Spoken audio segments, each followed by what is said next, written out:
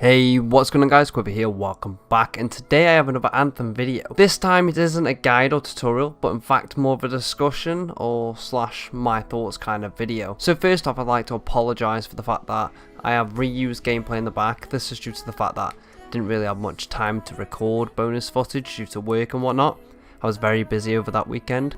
Moving on, I'd like to share my opinions on my playing experience of Anthem this weekend. I loved the beta when I could play it. The infinite load screen affected me 2 out of 3 times, I'd say, when I was trying to play. Made for some very frustrating gameplay experiences. However, the good news is, this bug's already been fixed. While watching a video made by Dantix, he assured us that when he was playing a more polished version of the game, that it was bug free. This doesn't mean it's not going to appear on the open demo in the weekend, so we could still have the same issue. Other than that, I felt the game was amazing. The levels felt dynamic with different puzzles and mazes, which was a mix-up from the Destiny sort of experience I was expecting.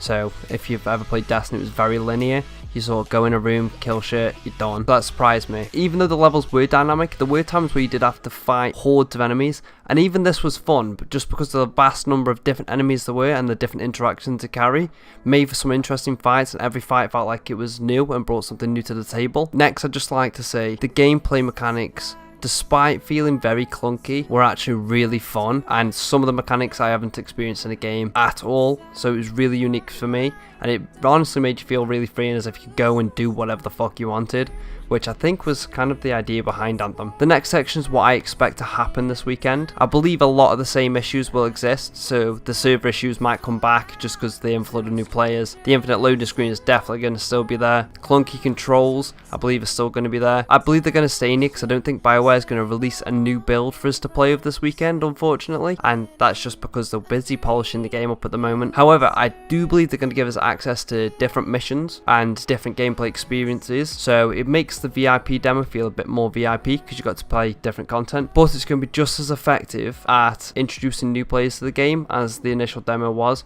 and I feel like that is sort of the plan of action because Destiny did that with the multiplayer. If this is the case, I will be trying to post more guides and tutorials just as I did this week, because the game doesn't really have much merit in explaining these things to you, so you have to kind of figure it out for yourself, and a lot of people are lazy, so they'll just look up a tutorial and I'll try and provide them for you. The final section of this video is what I hope will become of Anthem once it rolls around. First off, straight off the bat, I hope microtransactions will stay purely cosmetic. We know they're going to be in the game because it's EA at the end of the day, so that could turn it sour, but I'm hoping that it does stay cosmetic because I have no problem paying a bit more for cosmetics if I feel like I can support the game more, but at the end of the day I don't want to be buying an unfair advantage or don't want other people buying an unfair advantage against me. I am glad to hear that the screenshot has no merit in terms of pricing or locked customizability. That is great. I heard that from Dantix as well, and many have suggested that it does have pricing issues and that it's locked customizability. Cough cough, Angry Joe. I also hope the game receives regular updates that include bug fixes and patch notes. This is something that games like Destiny do very poorly because Destiny is quarterly that they release an update, and that can lead for some very annoying gameplay bugs for that 3 months. With BioWare's track record, I'm very confident that that won't be an issue and that they will update the game regularly. So this next point is kind of a bit of an iffy one. It's also my final point in the video, and it's I want the game to have enough content to keep me going for, you know, hours, days, or even months without getting bored or feeling like there's no content to do. But at the same time,